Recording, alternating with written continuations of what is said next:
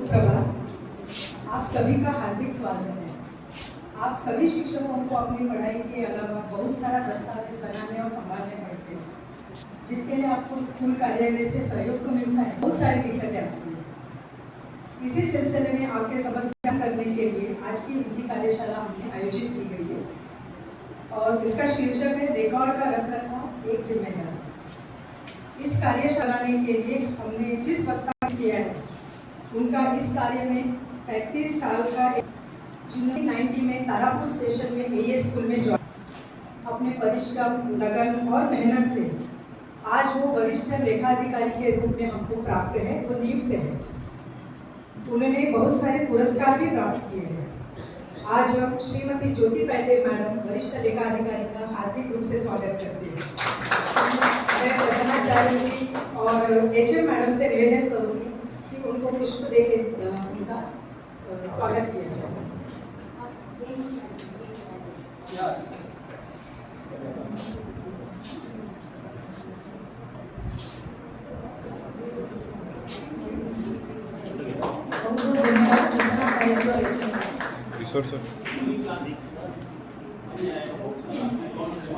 रेखा के पास में वही आना ही चाहिए।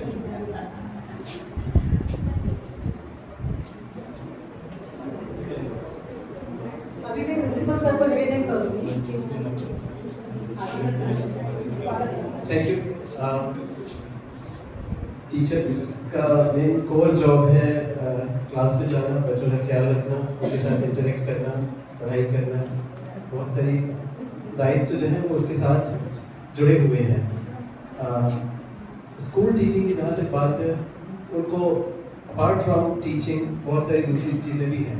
एग्जाम्पल, हमारा जो परचेज सिस्टम है वो अभी मुझे कोई एक्टिविटी करानी है तो बहुत सारा मुझे क्राफ्ट मटेरियल चाहिए।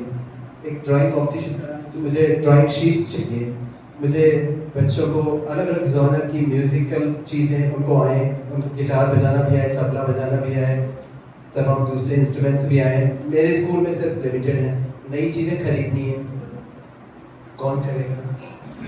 करंट सिस्टम भी है जहाँ पर एक इन्वेंटर है, एक स्टॉक इंचार्ज है, वो रिक्वेस्ट रेज करता है, वो रिक्वेस्ट अप्रूव होती है, सैंक्शन होती है, परचेज थ्रू प्रोसीजर हम कंप्लीट करते हैं, फिर हम चेक करते हैं उसको, सामान को यूज़ करते हैं।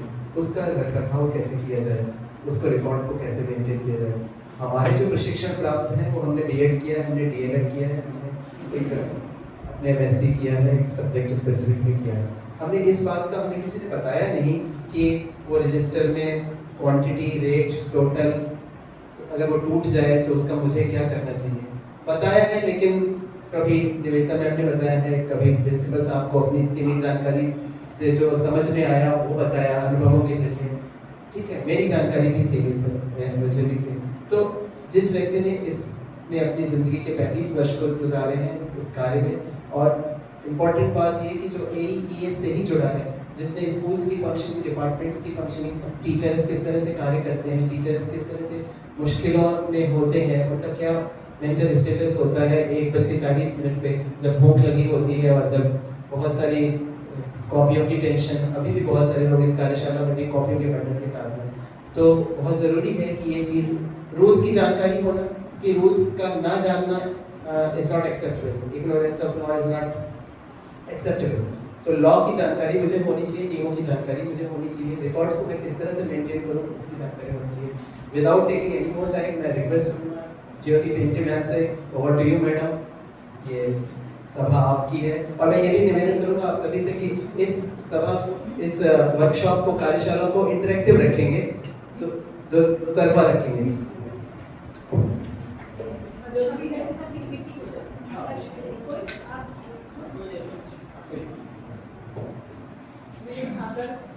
सभी गुरुजनों को मेरा स्वागत है।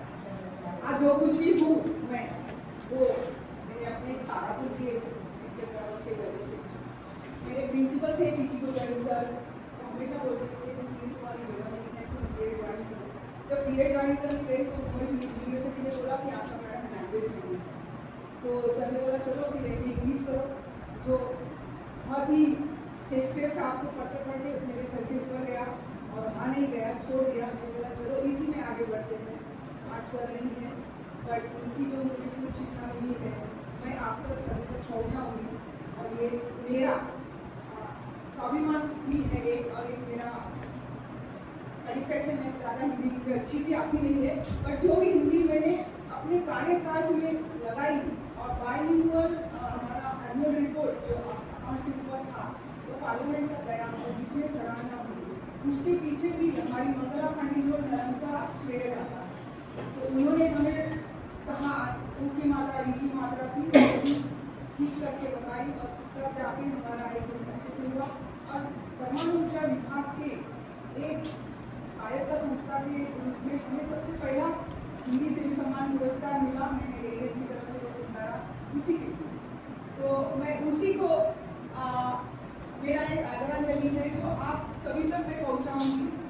हमारी जिम्मेदारियाँ काफ़ी सारी हैं। सुबह उठकर रात के सोने तक भी हम सोते सोते भी सोचते हैं कि कल सुबह क्या करें, क्योंकि हमारी सभी जिम्मेदारियाँ हैं।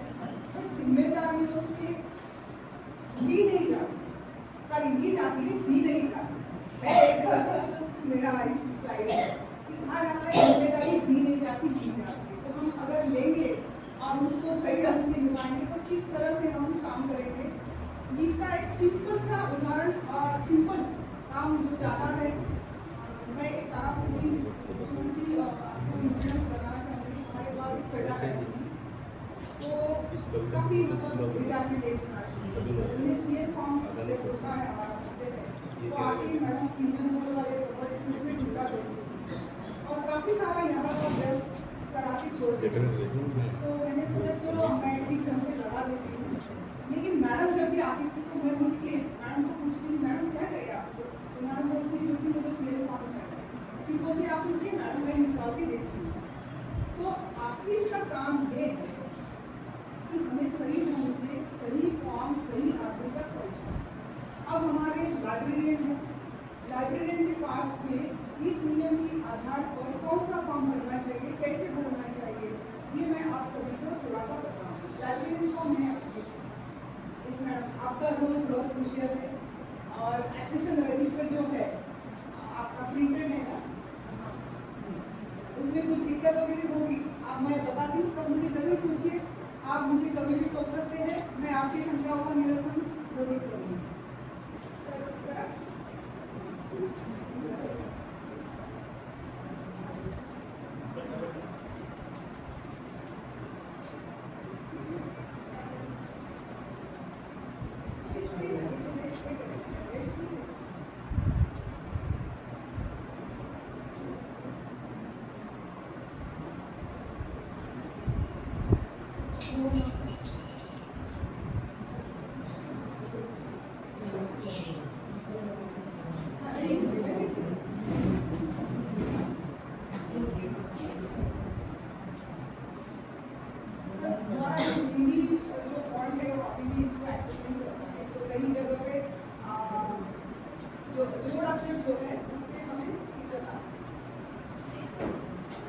ठीक है सर, पढ़ सकते हैं ना आप लोग यहाँ पे, या आपको शेयर भी करेंगे।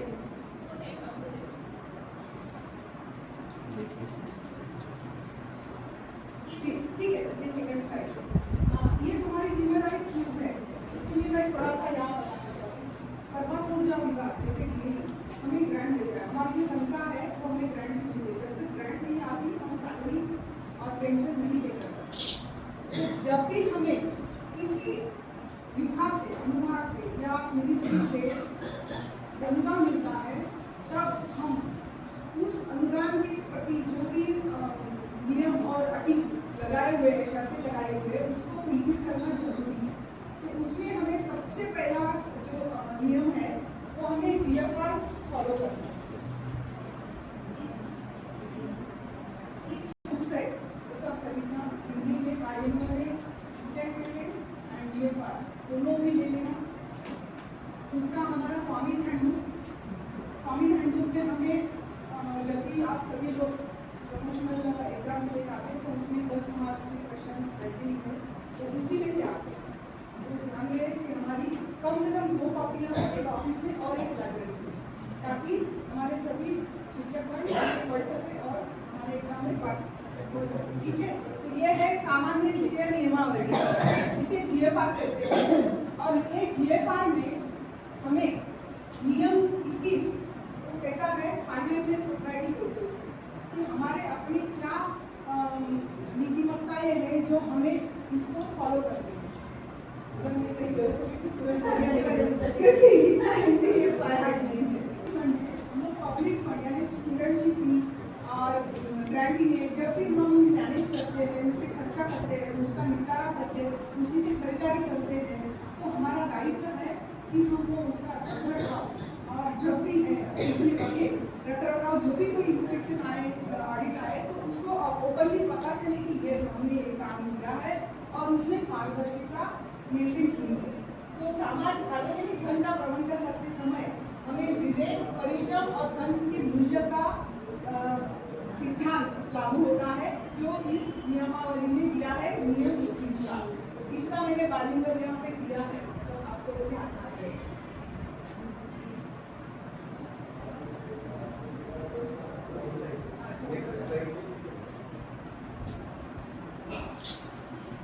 करने के लिए क्या करना है, हम लोग सभी देखते हैं कि इंडेंट होता है, इंडेंट हमें ठीक से भर के, जिनके पास इंडेंट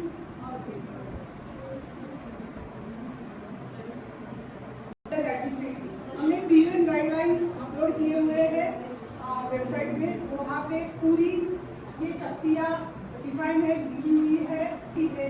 इसमें लिखा है कमेटी का गठन है, उसके थ्रू करना है, खरीदारी करनी है। कमेटी का रोल ये है कि कितनी पारदर्शिता हम इसमें दिखाया जाए। तो हमारा प्रोक्योरमेंट सबसे पहले आएगा जेब में। अगर जेब में अवेलेबल नहीं है तो हमें वो नॉन एलिजिबिलिटी सर्टिफिकेट डाउनलोड करना है और रिकॉर्ड में रखना है। उसके बाद ही हमें लोकल डेटा इन्वाइट करनी है, जैसे संविदा करनी है। मिनिमम 3 आपके पास कोटेशन होने चाहिए। उस कोटेशन को कमेटी चेक करेगी और रिकमेंड करेगी कि कौन सा हमें सुटेबल है। जरूरी नहीं है कि L1 ही हमें जाना है। अगर L1 की हमें उसकी जो खामियां है उसमें कुछ भी और माल हमारे रिक्वायरमेंट के हिसाब से नहीं है तो हम उसको रिजेक्ट करके L2 जा सकते हैं, लेकिन आपको ठोस कारण बताना पड़ेगा। वैसे हमारा सब जेल में है, हरियाणा का एक पार्टी आ गया है और उसके सिवा हमें नवी मुंबई वाशिंगटन की एक पार्टी आ गई, तो हमें सबसे कौन सा पास में होगा? जो हमें सबसे पास में होगा और हमें फॉलोअप चाहिए, AMC चाहिए, उसका आगे करना मेंटेनेंस चाहिए, तो हम उसी को रिकमेंड करना है नवी मुंबई के पार्टी को, ना कि हरियाणा को। ये पावर हमारे कमेटी के स्टेटमेंट के नीचे कमेटी रिकमेंड्स फॉर दी, और सभी जो मेंबर्स हैं वो सब उसमें अनुमोदित, मतलब उनका जो विचार है वो सही एक दूसरे के मिलता जुलता हो। ऐसा नहीं कि एक कमेटी के मेंबर बोलेगा नहीं हम उसी को जाएंगे और दूसरा बोलेगा नहीं हम इसको जाएंगे। तो आपस में आके समझौता करके कौन सा हमारे विद्यालय के लिए सुटेबल है वो देखना है और वो कमेटी को रिकमेंड करना है। उसके बाद आती है खरीदारी में हमें ये देखना है कि प्रॉपर बिल है कि नहीं, टैक्स इनवॉइस है कि नहीं, GST उसमें मेंशन किया है कि नहीं है। हालांकि हमारा प्रथम मोर्चा केंद्रीय विद्यालय और संस्था GST के दायरे में नहीं आता है, क्योंकि शिक्षक शैक्षणिक संस्थाएं GST के दायरे से बाहर है। जो भी हमारा हॉस्पिटलिटी होता है, हॉस्पिटल मेंटेनेंस होता है, वो हमें GST नहीं लगा सकते। ये सब जैसे हमारी सर्विसेज लेगी, बसेस, हायरिंग ऑफ बसेस, तो उसमें हमें GST नहीं पे करना, खरीदा है, बुक्स खरीदे हैं, उसमें जरूर करना है।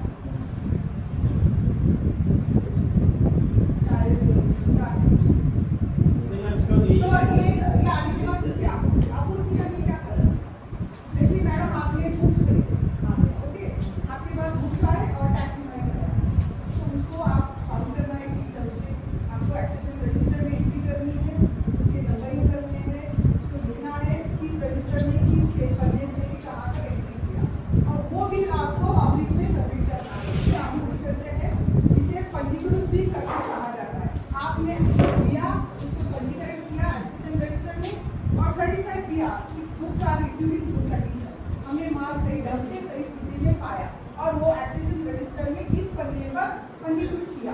उसके बाद ही मैडम एक्सेप्ट करेगी। तब तक आपको नहीं एक्सेप्ट करना है, तब तक आपको चेक नहीं लिखना है और चेक में तब तक नहीं साइन करना है कि ये सब चीजें बराबर रूप से रिकॉर्ड की गई है। उसके बाद ही चेक पे हाँ, ये सब चीजों में अगर कुछ पन्ने खराब फटे होते हैं, कुछ बुक्स हमारा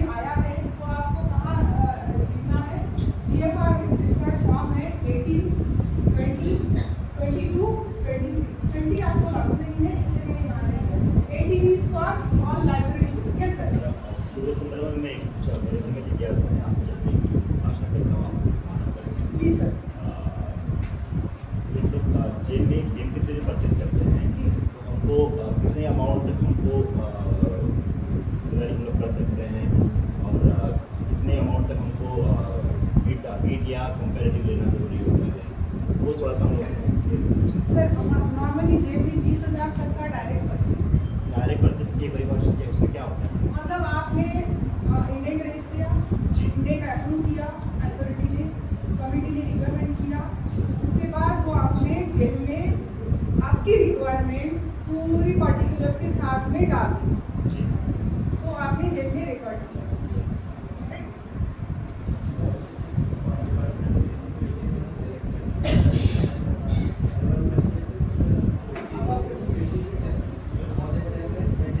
अब तो 10 लाख में बीडिंग आता है।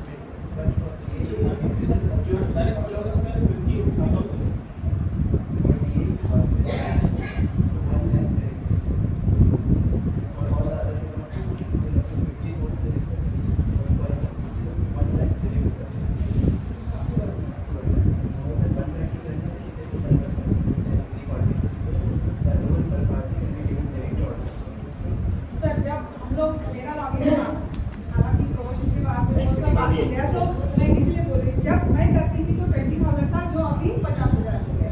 50,000 से लेके 1 लाख तक आप डायरेक्ट परचेज कर सकते हैं, जैसे सर ने बताया। लेकिन ये आपको लॉगिन है क्या? जी। अभी जो हमारा कॉस्मेटिक मेंटेनेंस है, ये जेम के थ्रू ही किया गया। सर्विसेज के हमारी अलावा हायरिंग ऑफ बस सर्विसेज है, वो भी जेम से ही होती है। सर्विसेज के अलावा परचेसिंग परचेसिंग सभी परचेसिंग है, pen, pencil, rubber, calculator, book, क्या हम लोग परचेसिंग के लिए भी हम लोग डायरेक्ट ऑर्डर कर सकते हैं? डायरेक्ट डायरेक्ट परचेस ऑर्डर कर सकते हैं? सर डायरेक्ट परचेस ऑर्डर आप कर सकते हैं 50,000 से ऑफलाइन इसमें जाके, वो आप चाहे सर्विसेज हो या फिर परचेसेस हो। उसका एक नमूना और उदाहरण बताती हूँ। हम लोग ऑडिटर अपॉइंट करते हैं, स्टैट्यूटरी ऑडिटर, जो CAG एम्पैनल, CAG यानी comptroller and auditor general.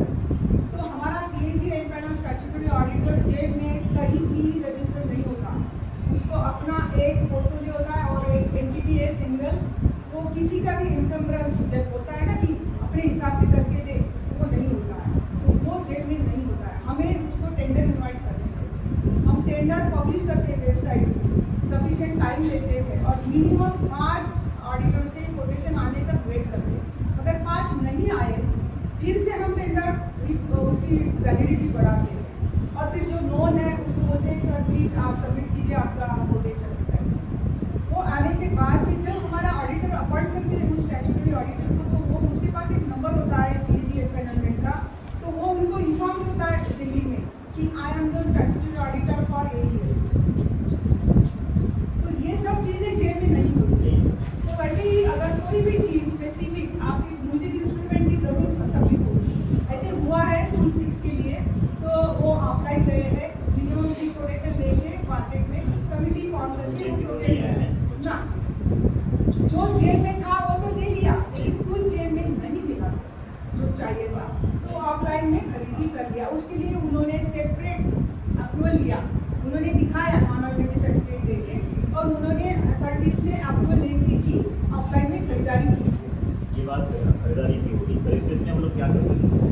Sir हम जेब में डालेंगे और जेब में हमें 30 सीटर बस मिलेगी, तो हमें क्या रिक्वायरमेंट था? Yes. We have raised the bid. We have raised the order for 35 seater for 49 seater for 20 seater for 9 to 12 seater. So we raised the bid और हमारे पास orders हैं अलग-अलग प्रकार के vehicle के 5 घंटे 50 किलोमीटर 80 किलोमीटर 8 घंटे वो कमीशन पे है। Yes.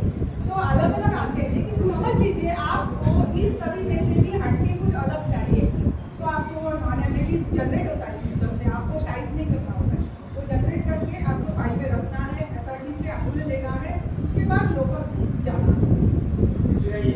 जेम पे परचेज एक अपने आप में बड़ा चैप्टर है और उसके लिए मल्टीपल सेशन चाहिए, डायरेक्ट ऑर्डर कैसे करें, और वो हम खुद भी करें तब उसको और अच्छे समझ आएगा। तो आई थिंक इस सेशन को आगे बढ़ा सकते हैं। सर ये जेम परचेज को अलग से हमें property procurement of goods and service of registered entry बराबर से देखनी है, तो ये जो है पूंजीगत परिसंपत्ति है, यानी कि फिक्स एसेट। तो ये कंप्यूटर जो है 3 साल का उनका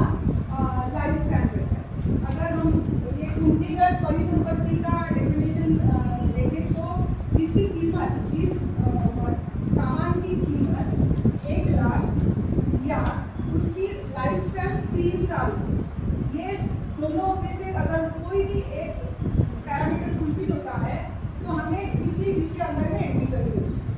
जैसे कंप्यूटर्स है, प्रिंटर्स है, जेरॉक्स मशीन है, और जैसे प्रोजेक्टर है, देन और क्या है, म्यूजिक इंस्ट्रूमेंट्स है।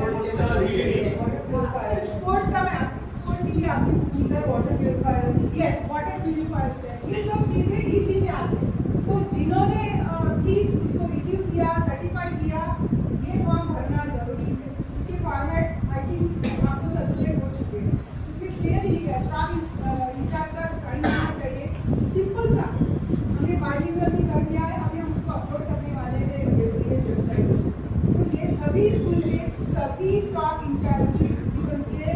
जैसे ही हमारे पास टैक्स इनवॉइस आए, पेमेंट के पहले इस फॉर्म में एंट्री होनी चाहिए। ये फॉर्म में एंट्री करके आपको ऑफिस में सबमिट करना है।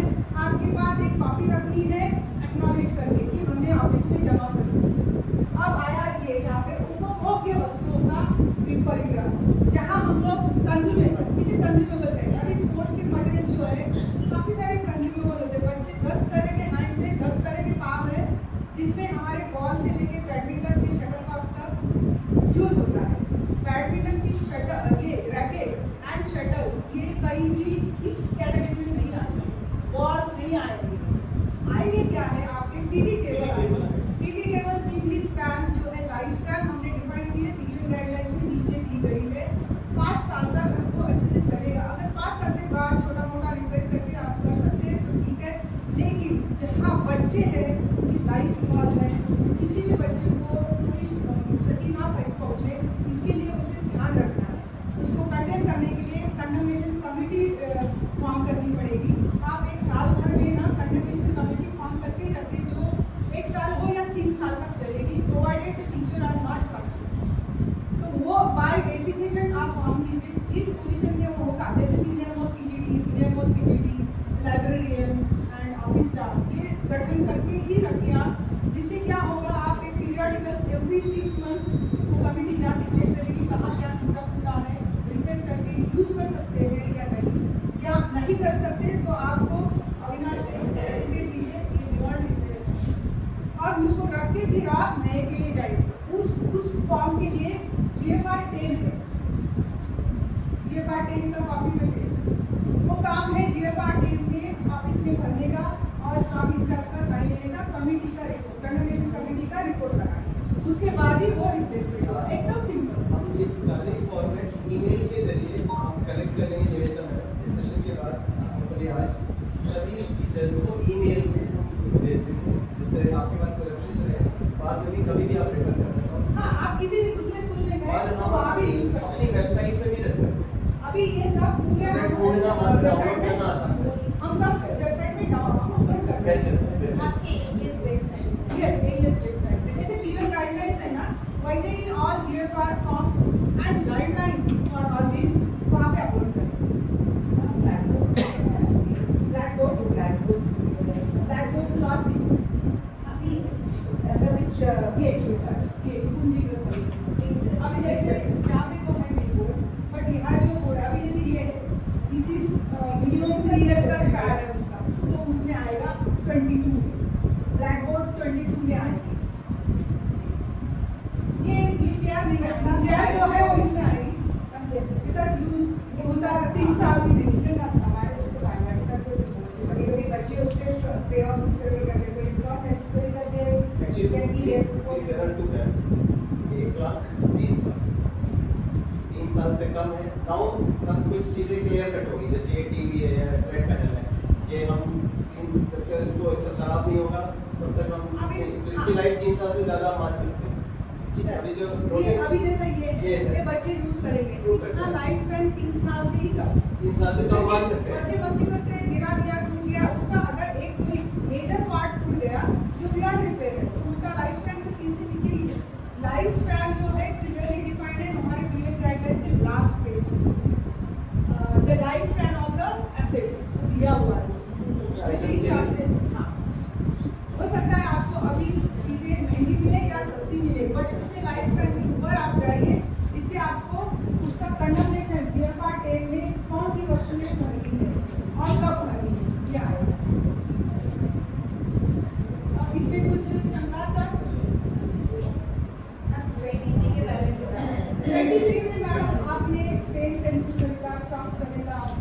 पे वो वाटर पेन खरीदा, चेयर्स खरीदे, पेपर खरीदा, कार्ट्रिजेस खरीदे, कलर्स, crayons, जो भी कंज्यूम होता है डेली खत्म होता है, वो चीज़ यहाँ नहीं आएगी।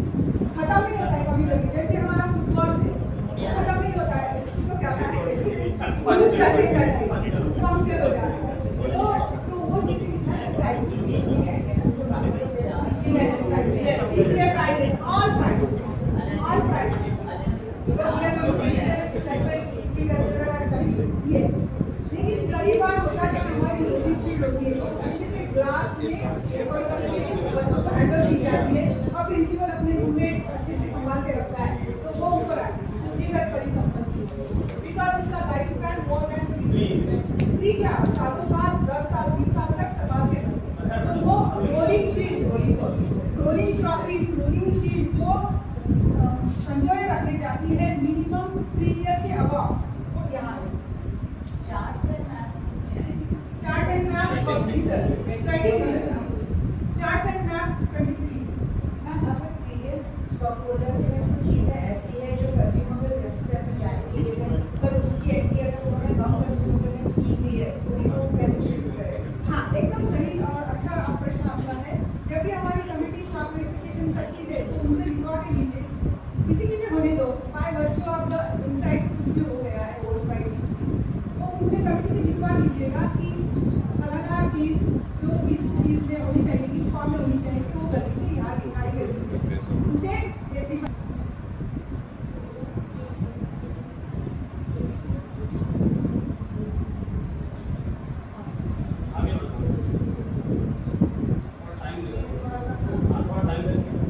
सर GFR 149 में कहता है सारी चीज़ें चाहे वो सर्विस सेवाएं हो या माल हो या उत्पाद हो सभी हमें जेब से करनी है।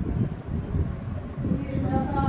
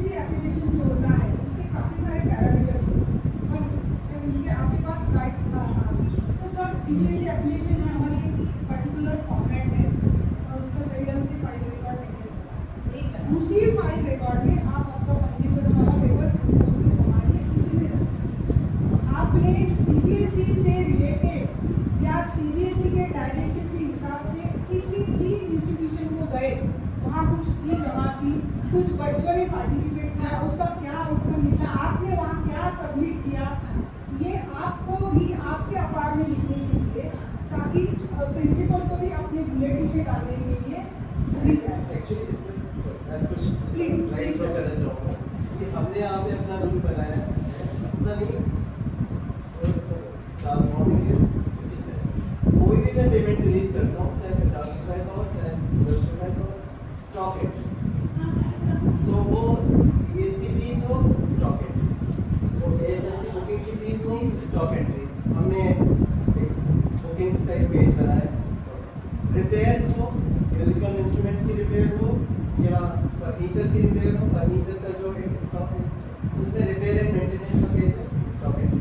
कंप्यूटर का वो रिपेयर हो, कंप्यूटर का रिपेयर उससे बस एक काम है 200 रुपये लूँगा इसके जरा सा है, बट 200 रुपये ऐसे ही नहीं, proper procedure indent order bill stock entry का certification counter sign by the principal और स्टॉक रजिस्टर में एंट्री। उसकी वजह ये है कि बड़ा स्कूल है, मैं बोल गया उसी कंप्यूटर को सेशन में 4 बार मैंने रिपेयर कराया है और कोई एक रजिस्टर पे है तो वहाँ पे वो दिखेगा कि अभी तो लास्ट 2 महीने मैंने रिपेयर कराया था। तो किसी भी ऑर्गेनाइजेशन के लिए रिकॉर्ड मेंटेन करना आई थिंक उचित है, अच्छा है। एक ही म्यूजिकल इंस्ट्रूमेंट या एक ही फर्नीचर मैंने 4 बार रिपेयर करा दिया तो इसका अर्थ है या तो प्रीवियस वाले रिपेयर में प्रॉब्लम थी या फिर वो आइटम खरीदने में मिला है जब बार बार रिपेयर मांग रहा है, finally it is lost to the public exchequer. तो जब इस वजह से आई थिंक स्टॉक एंट्री चाहे वो 50,000 रुपये का अमाउंट हो चाहे वो किसी भी अमाउंट हो उचित है। कई बार सीबीएसई फीस के लिए लाइक आज भी हमें बात कर रहे थे सीबीएसई के लिए नॉमिनेट करना है, पार्टिसिपेंट के लिए आपने साइंस एग्जीबिशन के लिए नॉमिनेट किया, कोई भी हम पेमेंट रिलीज कर रहे हैं उसके लिए स्टॉक एंट्री आवश्यक है, चाहे वो प्रोडक्ट की खरीद हो या फिर सर्विसेज हो या फिर फीस हो, जैसे सीबीएसई में जाना है that we can decide कि फर्नीचर है जो obviously furniture stock register CBSE का है तो हम एक एग्जामिनेशन रजिस्टर या ऑफिस रजिस्टर में बना सकते हैं। उसको भी अगर मैं सिंप्लीफाइड जी करूँ तो हमारे जैसे लाइब्रेरी के इंचार्ज जो भी है उनका दायित्व होता है कि लाइब्रेरी का सब पूरा रिकॉर्ड रखा किया जाए। उसी तरह सर को मैं रिक्वेस्ट करूँगी आप कमिटी गठित कीजिए, अगर नहीं है तो, अगर है तो अच्छा है। जैसे क्लासरूम इंचार्ज है ना, तो क्लासरूम इंचार्ज की जिम्मेदारी बनती है कि क्लास में जो भी स्टॉक एंट्रीज है वो आप सर्टिफाई करें। किसी को भी बोल सकते हैं करने के लिए, और अभी में 2 मिनट भी नहीं लगेंगे, टाइम करने में भी 2 मिनट नहीं लगेगा अगर सॉफ्ट कॉपी। तो class teacher is the class incharge, classroom incharge will be उसके सिवाय फर्नीचर इंचार्ज उसकी जिम्मेदारी है स्टॉक रजिस्टर में। उसके सिवाय म्यूजिक इंचार्ज उसकी जिम्मेदारी बनती है कि म्यूजिक इंस्ट्रूमेंट सही ढंग से, चाहे वो उनके पास 2 register consumable and non consumable, वैसे ही स्पोर्ट्स के इंचार्ज के पास भी कंज्यूमेबल नॉन कंज्यूमेबल, लाइब्रेरी के पास एक ही होगा library accession register, class incharge के पास 2 होंगे कंज्यूमेबल नॉन कंज्यूमेबल, फर्नीचर वाले के पास में भी सेम होंगे 2 कंज्यूमेबल नॉन कंज्यूमेबल। क्या मतलब क्या तो उससे होगा क्या आप सोच लीजिए। अगर फॉर एग्जाम्पल सर है क्लास में उनको क्लास में कुछ टेबल चाहिए, ब्लैक बोर्ड में चॉक्स चाहिए या मार्कर पेन चाहिए, आप भरेंगे इंडेंट फॉर्म, क्लास इंचार्ज का साइन लेंगे, प्रिंसिपल को देंगे, principal will send to committee, they will recommend and purchase will be done through now. जो आया बिल निविदा मैडम आपको आपको एंट्री करनी है इसमें स्टॉक रजिस्टर में और क्लास इंचार्ज को देना है। क्लास इंचार्ज उधर साइन करेगा, वो जीएफआर 22 में साइन करेगा और फिर प्रिंसिपल के पास जाएगा। प्रिंसिपल ने साइन करने के बाद ही नीता मैडम चेक करेंगे। सीधा सिंपल सा है, हमें कहीं भी कॉम्प्लिकेटेड नहीं करना है। ये मेरा नहीं है, ये मैं क्यों करूँ, इससे क्या होगा। बोलिए सर। जैसे एक ही सामान अलग अलग टीचर को अलग अलग डिपार्टमेंट के लिए जरूरी है। जी तो क्या वो अलग अलग इंडेंट भरेंगे या एक ही इंडेंट भरेंगे? तो एक ही इंडेंट अगर भरेंगे तो इंचार्ज कौन बनेगा? उसका क्लास इंचार्ज बन गया। तो अभी ऐसे सोच लीजिए 5th standard 7th standard 8th standard 9th standard ये 4 टीचर है क्लास टीचर। वो सब जैसे आप लोग स्टाफ रूम में बैठते हैं हम डिस्कस करेंगे अरे मेरी क्लास में ये नहीं है क्या मैं पढ़ाऊंगा बोलते तो आप चारों भी एक सिंपल पेपर में लिखेंगे मुझे इतने चाहिए साइन करेंगे क्लास का नाम लिखेंगे और क्लास इंचार्ज को थमा देंगे। Class incharge will fill the indent and will submit to the principal will submit to committee, get the recommendation and then they will go for the JP. Class in charge will distribute among all 4 of you. He will take the signature received in good condition, तारीख और sign के साथ paper आपको वापस करना है class in charge. Class in charge नीचे sign करेगा काउंटर साइन और वो फिर या तो ऑफिस में रहेगा या तो लेकिन वो जब जाएगा पेपर तब AGFR और स्टॉक एंट्री दोनों के साथ जाएगा। स्टेशन की बात कर रहे हैं सेम मैं स्टेशनरी के लिए बोल रही हूँ कंज्यूमर चाहे कुछ स्टेशनरी बालवाटी का होनी चाहिए स्टैंडर्ड उसके हमने अपने स्कूल में ये किया था कि examination incharge is the coordinating officer जो कि विभिन्न शिक्षकों से या विभिन्न डिपार्टमेंट्स के रिक्वायरमेंट क्या है वो एस्टिमेट करेगा कि वो कोऑर्डिनेटर वो इंडेंट पर्सन अदरवाइज अलग-अलग डिपार्टमेंट्स ना अलग-अलग जैसे सर मैडम मार्कर पेन हमें भी ज़रूरत होता है, क्लास टीचर्स को भी ज़रूरत होता है, आर्ट टीचर को ज़रूरत होता है, एग्जाम रूम में भी ज़रूरत होता है। तो मार्कर पेन का इंचार्ज कौन बनेगा? सर इसीलिए एनुअल एक्शन प्लान होगा। हमें जो आपकी मंथली मीटिंग भी होती होगी मंथली मीटिंग होती है टीचर्स की तो उसमें आप सब हमारा रिक्वायरमेंट बोल दीजिएगा तो क्लास टीचर कोऑर्डिनेटर जैसे मैंने बोला वो लिखवा के ले लेगा। यहाँ पर हमारे स्कूल में स्टेशनरी का जो डिपार्टमेंट है वो एग्जामिनेशन है। मैंने बार-बार कहा है क्योंकि इस बात को फिर से दोहरा रहा हूँ कि स्टेशनरी संबंधी रिक्वायरमेंट 2 मार्कर, 1 पेंसिल, 1 इरेजर हर टीचर अगर इंडेंट प्लेस करेगा तो इनप्रैक्टिकल है, वो टाइम वेस्टेज भी है और कोई भी शॉपकीपर जो है वो 1 पेंसिल बॉक्स 100 रुपये का आइटम आपके यहाँ जेब के थ्रू सप्लाई करने में इंटरेस्ट नहीं होगा और वो बार-बार परचेज करना is a peaceful purchase which is again the violation of this ये आप नियम 21 अगर पढ़ेंगे उसमें लिखा है जैसे ये लिखा है principles of rural diligence and ये उसके नीचे लिखा है आपका expenditure should not be five of इस मतलब आपके जनरल नहीं होना चाहिए जो दिखते कि अरे ये बंदा तो बाबा क्यों कर रहा है अच्छा वो क्यों कर रहा है तो ऐसा फ्रीक्वेंटली होना नहीं चाहिए। उसके सिवाय वो डायरेक्टली आपके एडवांटेज भी नहीं होना चाहिए। आप ये पूरी 21 पढ़ लीजिएगा मैं आप सभी को वापस सर्कुलेट करूँगा जैसे एग्जाम इंचार्ज कौन है आपको और आपके पास है मैं सुनना चाहूँगी आप बालवाटी में कैसे करते हो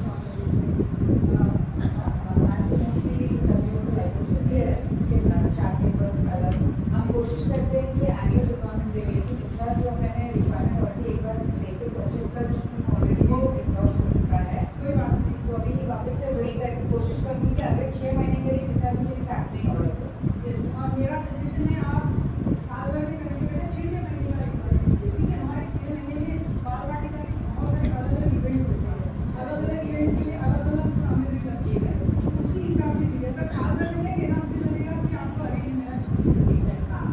ये मेरा ये था जो तो आप 6 महीने में आप कैलेंडर की इवेंट देखें उसी हिसाब से आपका रिक्वायरमेंट 6 महीने के लिए बालवाटी का फिर आने के बाद स्टॉक कलेक्शन नहीं क्योंकि आपके पास कंज्यूमेबल रहेगा ठीक है और उसमें एंट्री कर दीजिएगा अगर होने के बाद ये consume card this event sir को सबमिट कीजिएगा और एग्जाम में क्या होता है आपका तो रजिस्टर में बैठना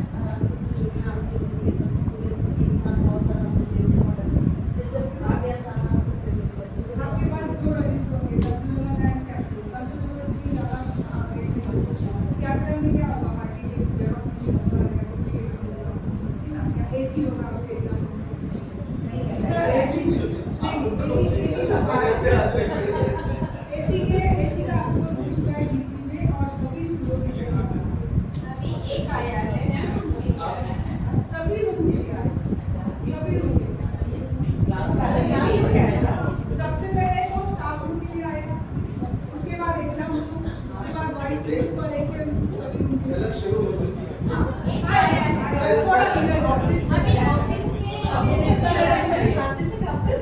ऑफिस में भी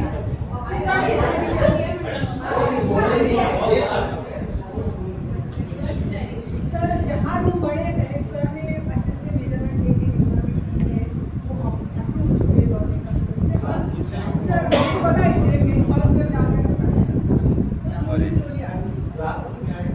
सर क्लासरूम में भी आए हमारा सेकंड पेज क्लासरूम लेकिन थोड़ा स्लोली जाएगा क्योंकि वो हमारे आने में नहीं चाहिए इसमें मिनिमम 41 डेज 45 डेज उतना ही पड़ता है और कुछ आपके स्टाफ रूम के लिए अभी जो करंट सिचुएशन है मुझे पता है कि स्टाफ रूम के लिए ऑर्डर हैज बीन प्लेस्ड और जो उसमें 2 बोथ स्टाफ रूम के लिए एसी एंड कंप्यूटर बस कुछ ही दिनों में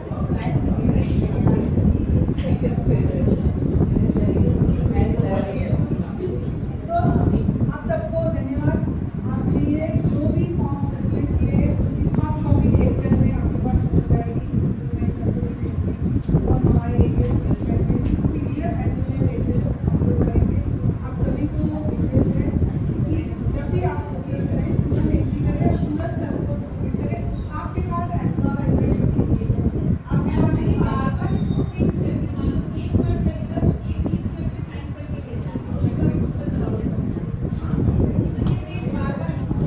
यस ऐसा कितना होगा 12 होंगे आप उससे ज़्यादा नहीं या तो फिर 2 होंगे उसके वजह से स्टॉक वेरिफिकेशन के बाद कंटिन्यूएशन की भी जिम्मेदारी है। हाँ GFR टीम से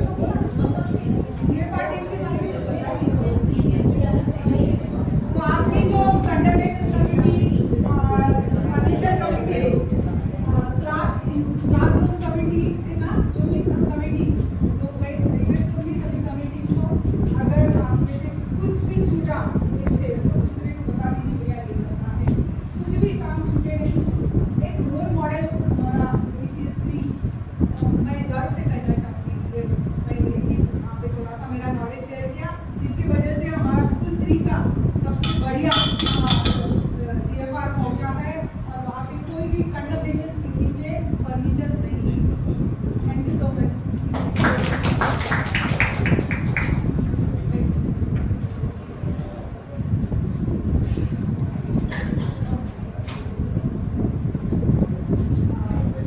ज्योति मैडम का बहुत बहुत आभार व्यक्त करती हूँ क्योंकि ये इस तरह की वर्कशॉप पहली बार हुई है और सर को भी धन्यवाद कि उन्होंने ये आइडिया दिया और आपको जरूर धन्यवाद मैडम क्योंकि आपको इसी बार शायद ऑफिस भी जाना है आपने समय निकाला हमारे लिए और ये जो जेट वगैरह है मैडम जब वो ये शुरुआत हुई थी तो बहुत डिफिकल्ट लगता था हम लोगों को मगर धीरे धीरे करते करते वो है ना एक सूक्ति करत करत अभ्यास के जड़मती खोज सुजा तो वही बात है कि धीरे धीरे हम लोग करते करते इस काम को मैंने तो रिसेंटली सबसे सीखा है कि कैसे ऑर्डर करते हैं या कैसे उसका वो इनवॉइस वगैरह निकालते हैं सर ने बहुत अच्छे से यहाँ पर एक कमेटी बना के रखी है तो सारे के सारे टीचर्स थोड़ा हेक्टिक है मगर कर हो जाता है काम सबसे गाइडेंस हो गया तो आपने बहुत अच्छी जानकारी दी मैडम काफ़ी ज़रूरत भी थी हमको और हम लोग जूझते ही रहते हैं इन सब कामों से तो उम्मीद है कि आपके इसके बाद आपके इस वर्कशॉप के बाद से टीचर्स के लिए काम बहुत आसान हो गया होगा एक बार आप अच्छा मैडम एक हाँ एक उससे पहले मैं इसी चीज में एक चीज जोड़ना चाहूँगा कि बिकॉज टीचर्स की जो फंक्शनिंग है जो उनका सुबह से 7 बजे से लेकर रात के 11 बजे तक का जो उनका दिनचर्या है वो मुझसे बेहतर कोई नहीं जानता मुझसे बिकॉज बहुत सारा वर्क असाइनमेंट वो मेरे थ्रू ही हो रहा है या उनकी जो मुश्किलें हैं वो लाइक एक प्रिंट के लिए अगर किसी को भटकना पड़ रहा है तो वो किसी की व्यक्तिगत प्रॉब्लम नहीं है वो सबसे पहले इस इंस्टीट्यूट का हेड होने के नाते मेरा फेलियर है कि अगर एक प्रिंट के लिए किसी को परेशान होना पड़ रहा है या किसी बार पार्टी का टीचर की किसी टीचर की कोई क्राफ्ट वर्क करने की इच्छा है वो अच्छे से टीचिंग एड के जरिए समझाना चाहते हैं वो चार्ट करना चाहते हैं मेरा अगर वो उस टीचर को वो चीज़ नहीं मिल पा रही तो उसका फेलियर वो होगा अपनी जगह पर as a institute as a school हमारा भी कहीं ना कहीं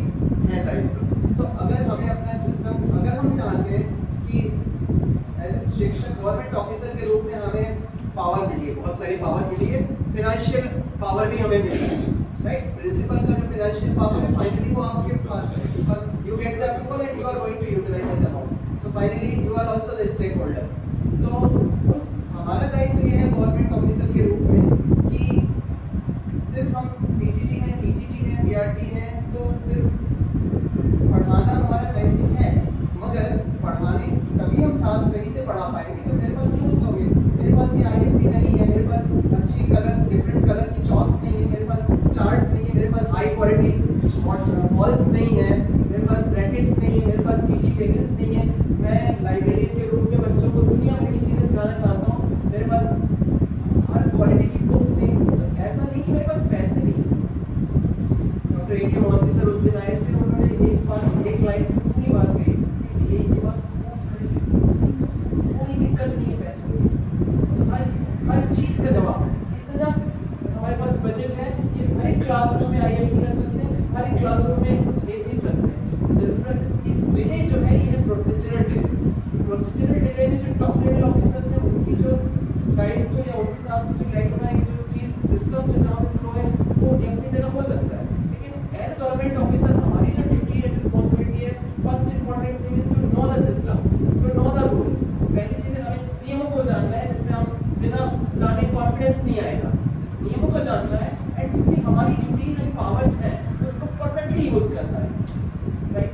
लाइक माय फाइनेंशियल पावर जितनी भी है, finally it is yours power, है ना? वो आपके, because you can get the sanction from me and you can get it done, आप उसको इम्प्लीमेंट कर सकते हैं। सिमिलरली AES से बहुत सारी चीज़ें हम सैंक्शन करवा सकते हैं, फॉर एग्जाम्पल IFP हमने रिक्वेस्ट किया, लाइक आपके स्कूल में और भी बहुत सारी चीज़ें, like incredible computers we have got from AES account, जो चीज़ें हम प्योर हैंड से नहीं कर सकते हम AES अकाउंट के जरिए कर सकते हैं।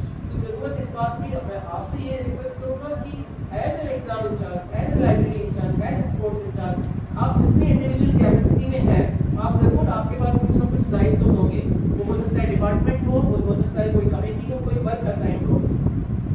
सजग रहिए, चारों ओर देखिए, क्या रिक्वायरमेंट खुल के बोलिए, क्या रिक्वायरमेंट, तो आप बोलेंगे कि तो फिर हमारा ये गार्डन सूना है, यहाँ पे भी हम सबका रोल है, यहाँ पे क्यों नहीं अच्छे वाले पौधे हैं, हमें पौधों की खरीद करनी है, सर्विसेज जेम पे ऑर्डर करनी है ना, और हमें वो अपने स्कूल को और अच्छे से यूज कराना है। अगर हम नहीं कराएंगे वो अमाउंट लैप्स होगा, वो कंसोलिडेटेड फंड ऑफ इंडिया में डिपॉजिट होगा, किसी और मद में किसी और स्कूल, हमारे सरकार उसको अनुदान के रूप में देगी।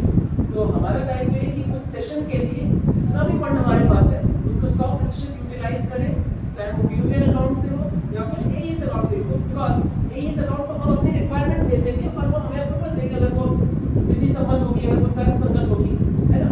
तो इसी के साथ मैं कंक्लूड करता हूँ, इस तरह की कार्यक्रम की श्रृंखला को हम जारी रखेंगे। जो याद आया जी, जैसे हम लोग कभी इम्प्रूव करते जाते हैं और हमारा ग्राफ ऊपर जाना चाहिए। जब मैंने ज्वाइन किया तो जैसे चड्डा मैडम के बारे में था, वैसे ही वाई शर्मा सर थे क्लास के, वो हाथ से अपने ट्रायंगल सर्कल जो क्वेश्चन रहते थे वो स्टेंसिल पे निकालते थे और वो स्टेंसिल आके मुझे देते थे, बोलते थे वो भी उनको बोलते इसकी 100 कॉपी निकालना, एक क्वेश्चन पेपर है, कोई किसी को पढ़ना नहीं चाहिए बच्चे। तो मैं संभाल के रखती थी। एक बार जो भवन बड़े करके हमारे उस टाइम में तारापुर थे, उसको फट गया, हार्डली 60 ही उसने साइक्लोस्टाइल की 60 से भी कम जेरॉक्स हो, तो मतलब शाम हो गई थी और दूसरे दिन पेपर था। तो मैंने बोला जाके तुम बता दो सर को, वही दौड़ के उनके घर में गया, तो टाइप 6 बिहार से बात नहीं थी, बोला अभी रात भर में बैठ के मैं कैसे लिखूं बेटा, मेरा तो आँख खराब हो रहा। मैंने प्रिंसिपल को बताया, प्रिंसिपल बैठे थे, तो बोले कि इसके लिए क्या कर सकते हैं, तो मैंने बोला अगर मुझे परमिशन दे तो मैं कुछ करूँ। ये उस वक्त वो क्वेश्चन पेपर जो जेरॉक्स मतलब साइक्लोस्टाइल हुआ था उससे टाइपराइटर में टाइप किए क्वेश्चन, अब बारी आई ट्रायंगल और ये बना कि सर्कल, तो अपनी छोटी सी जो ट्रायंगल्स रहती है या कुछ रहते ऐसे करके उसी में निकाला। उनको इतनी सराह की गई कि हमने टाइपराइटर का यूज़ किया इंस्टेड ऑफ हाथ से लिखने का क्वेश्चन पेपर, और उसके बाद मेरे पास सभी क्वेश्चन पेपर टाइप करने आए और मैं एग्जाम रूम में बैठ के, एग्जाम रूम में अलग से बैठती थी क्योंकि वहाँ ऑफिस में बच्चे आके देखे थे, एग्जाम रूम में बैठ के वही के वही साइक्लोस्टाइल करके गड्ढे बना के रखवाते।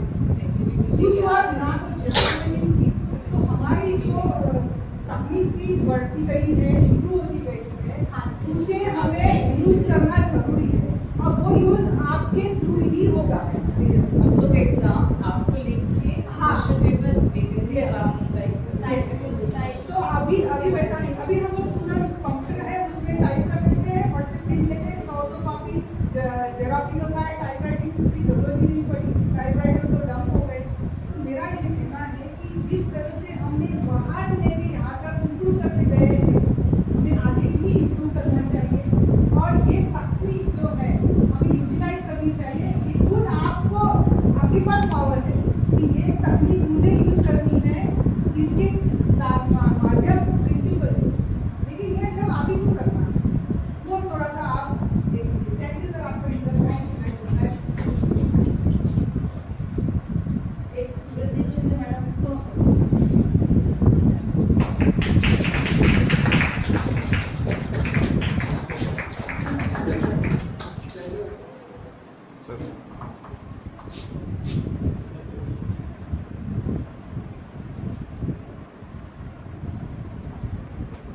स्टूडेंट के द्वारा बनाई गई है।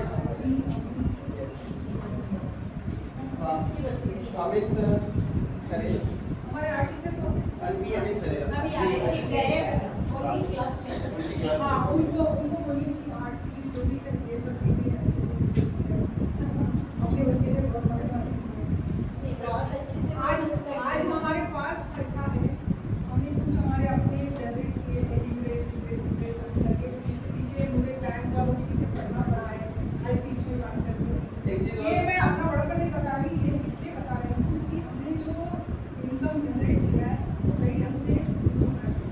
अब जैसे ये है हमारे आर्ट टीचर को बिल्कुल बच्चों का इसे बढ़ावा देना चाहिए, खरीदारी करनी चाहिए, अलग अलग तरीके के जिससे उनको भी हाँ उनको भी मोटिवेशनल भी हो। अब ये तो कंज्यूमेबल है, उनको बोलिए कंज्यूमेबल है। एक चीज और तो मैं बड़ी चीज का थैंक यू एसएमएस जो रात के 10 बजे 9 बजे 31 तारीख को आता है कि आपके अमाउंट सैलरी आपके अकाउंट पे क्रेडिट हो चुकी है बिना नागा बिना अनवरत लगातार हर महीने ये बहुत तुरंत प्रॉम्प्ट है और उसके लिए कोई तो होगा उसके पीछे जो पेन ले रहा होगा डीआई से ग्रांट आई कि नहीं आई, ग्रांट आके सीधे अकाउंट पे क्रेडिट हुआ कि नहीं। अगर हम 2010 में